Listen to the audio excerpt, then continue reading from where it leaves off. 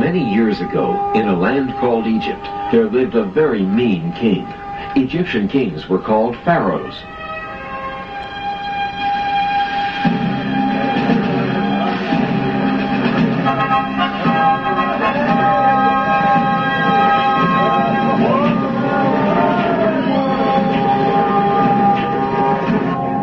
The story begins with the Egyptian pharaoh ordering the deaths of all Hebrew baby boys. Oh, no! They won't get my baby. I'll find some way to save him. The Hebrew mother of baby Moses tries to save him by hiding him in the bulrushes on the Nile River.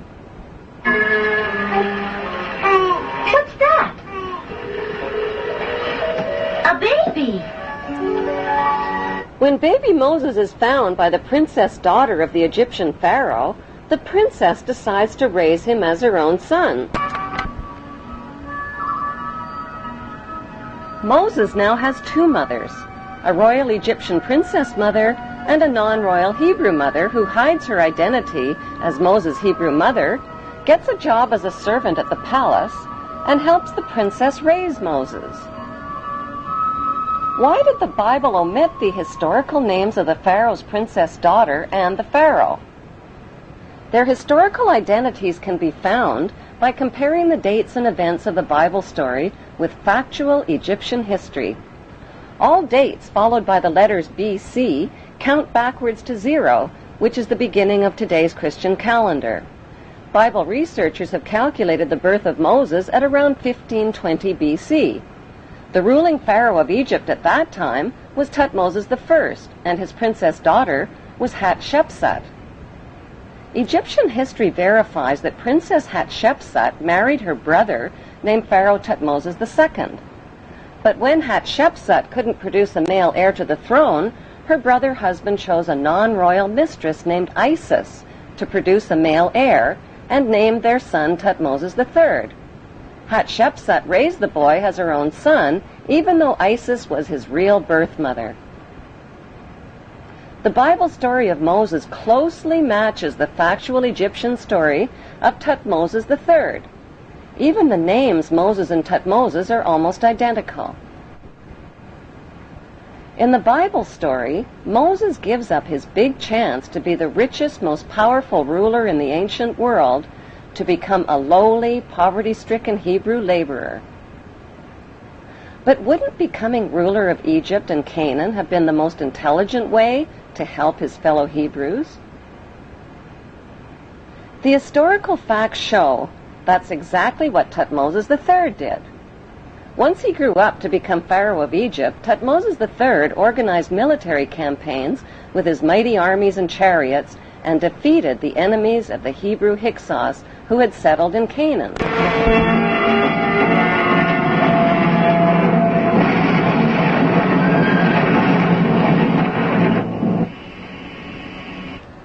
After his famous Battle of Megiddo in Canaan in 1479 BC, Thutmose installed district governors in garrison cities throughout Canaan. Did Thutmose choose his district governors from the 12 Hebrew tribes named in the Bible?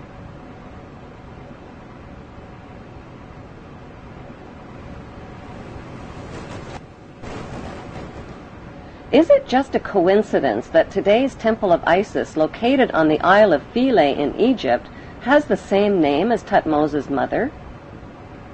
Some suggest that Thutmose III built the original Temple of Isis to honor his Hebrew mother, who was named after the goddess Isis, and that the temple was later restored by the Ptolemy kings. An inscription inside the temple identifies Isis as the mistress queen of Egypt.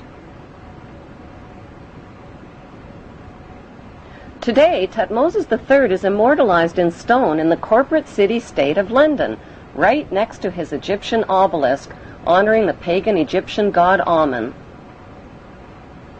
Why has UNESCO and others spent billions of dollars and years of labor moving the massive tonnage of the Isis temple and obelisks honoring the pagan god Amun? The answer lies within the continuing Bible story. After the Hebrews settled in the land of Canaan, they renamed it Israel. Their king, King David, reigned for 50 years. Egyptian history reveals that Pharaoh Susenes also ruled Canaan for nearly 50 years at the same time as the biblical King David. Both battled the same enemy called the Sea People or Philistines.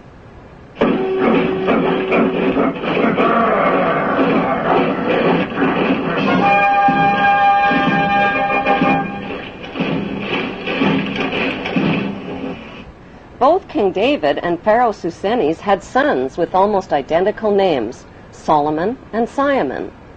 The name of biblical King David's son, Solomon, means son for Saul, and O-M-O-N is an alternative spelling of Ammon. The name of Pharaoh Susenes' son, Simon, means son of Ammon. Simon and Solomon reigned at exactly the same time and fought the same enemies in Canaan, called the Mitanni, the Hittites, and the Philistines. Pharaoh Simon's documented battle with the Philistines in Palestine and his capture of the Canaan city of Gezer clearly proves an ancient alliance between the Egyptians and the Hebrews.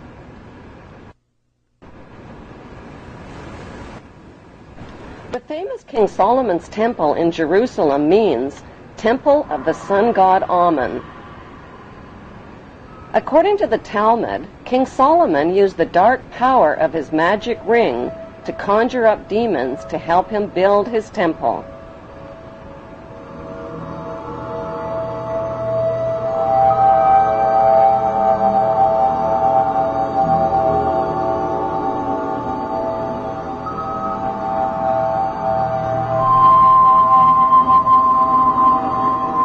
The temple became the center for sexual orgies, the worship of golden idols, and for animal and human sacrifices, including the sacrifice of infants and children.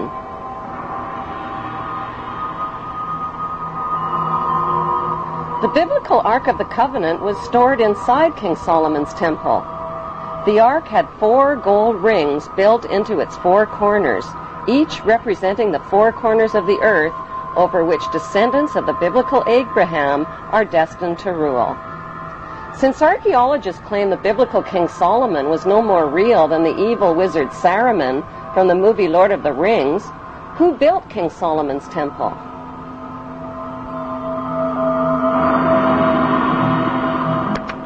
The temple was most likely built by Pharaoh Simon, who King Solomon's fabled character was based on.